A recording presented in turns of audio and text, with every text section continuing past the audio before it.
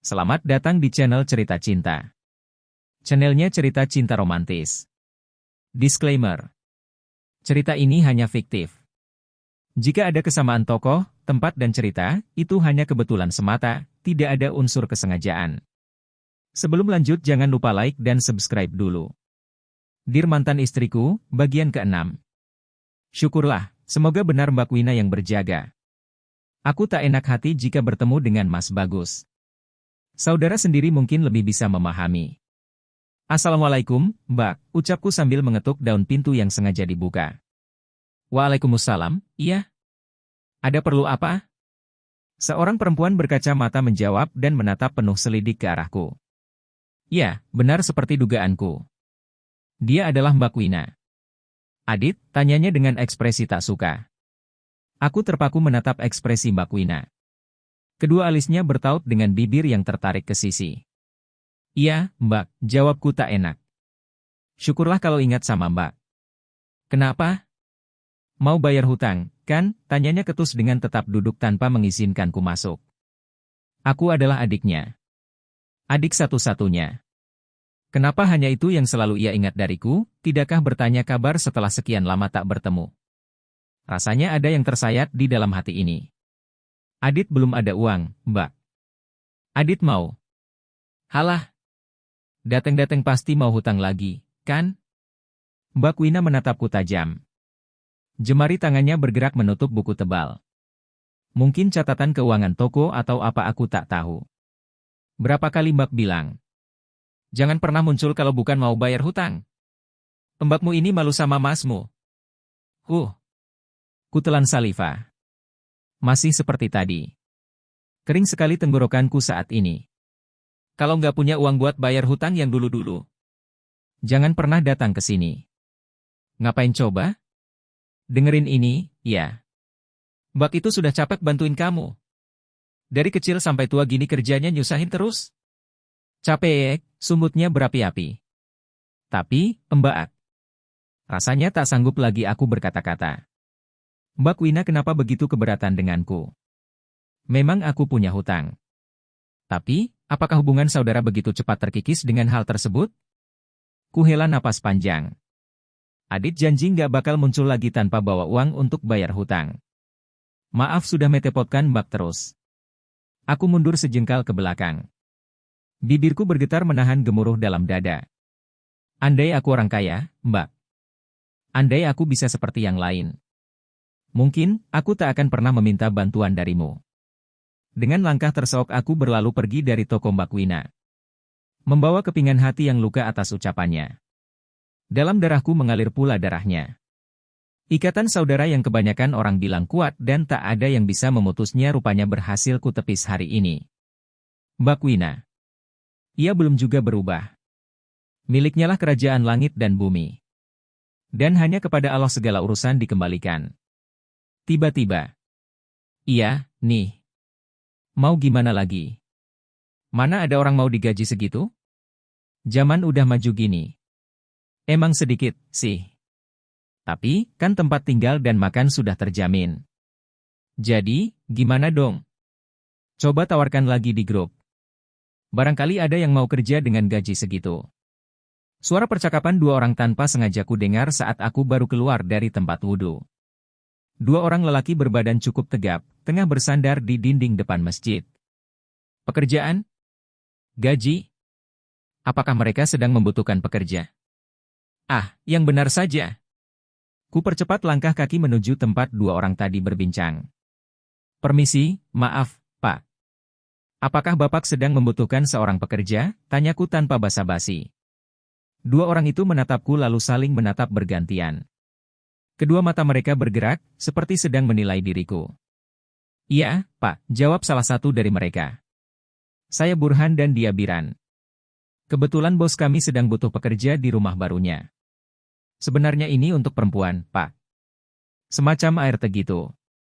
Duh, nyaliku menciut mendengar penuturannya. Oh, saya kira untuk laki-laki, ungkapku sambil tersenyum getir.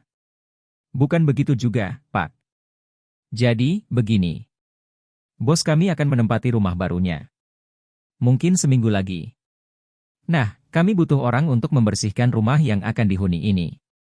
Nggak lama, sih, Pak. Hanya seminggu saja, terang lelaki bernama Burhan itu. Maksudnya seminggu, tanyaku memastikan. Ya, seminggu saja kerjanya. Setelah itu, mungkin masa kerjanya selesai. Bagaimana? Tanyanya. Aku butuh, tapi jika hanya seminggu. Rasanya. Bapak berminat? Syaratnya harus tinggal di rumah itu selama seminggu. Biar nggak, luung. Soal gaji nggak besar. Sekitar 500 ribuan seminggu itu, tapi makan nanti ada yang mengirim. Kedua mataku melebar. Kuanggukan kepala. Insya Allah saya mau, Pak, jawabku cepat. Tapi, kondisi saya, maaf, kaki saya sedikit pincang. Apakah tidak masalah? Tanyaku lagi takut-takut. Tak ingin menutupinya. Juga tak ingin membuat mereka berdua kecewa nantinya. Lebih baik jujur, bukan? Meski entah jawaban apa yang akan aku dapatkan setelah ini. Penolakan? Mungkin saja. Subhanallah, Bapak.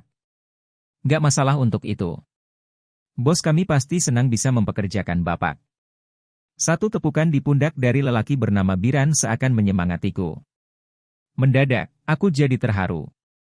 Ya Robbi, ini pasti pertolongan darimu. Kalau Bapak benar mau bekerja. Saya teleponkan bos saya dulu. Bagaimana? Tanya Burhan. Aku menganggukkan kepala seraya tersenyum.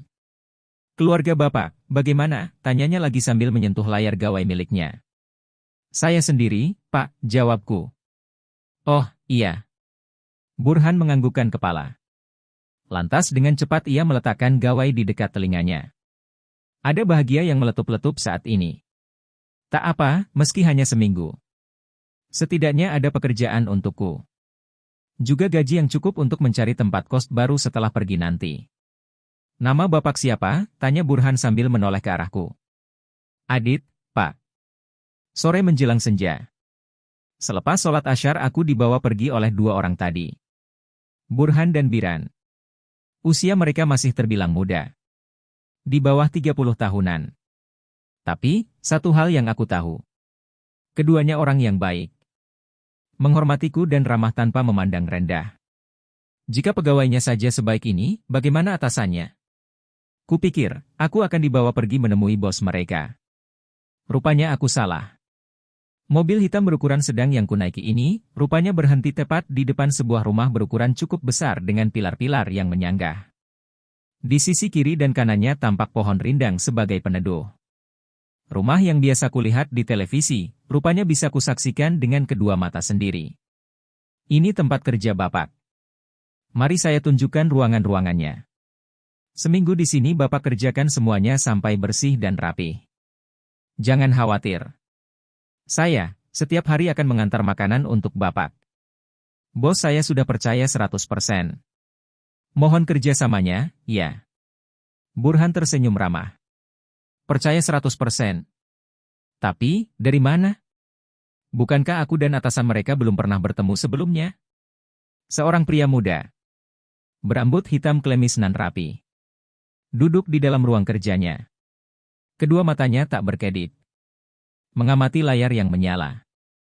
Iya, benar. Tidak salah lagi, gumamnya lirih. Diraihnya secangkir kopi pahit di sisi kanan lantas menyesapnya perlahan.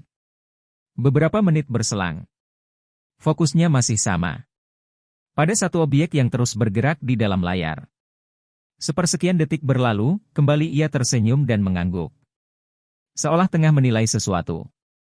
Layar yang ia lihat, terhubung langsung dengan CCTV di kediaman barunya yang seminggu lagi akan ia tempati. Jadi, bagaimana? Tanya Biran yang tengah menunggu. Benar, dia orangnya. Tidak salah lagi, jawab pemuda itu. Tetap awasi dia di sana.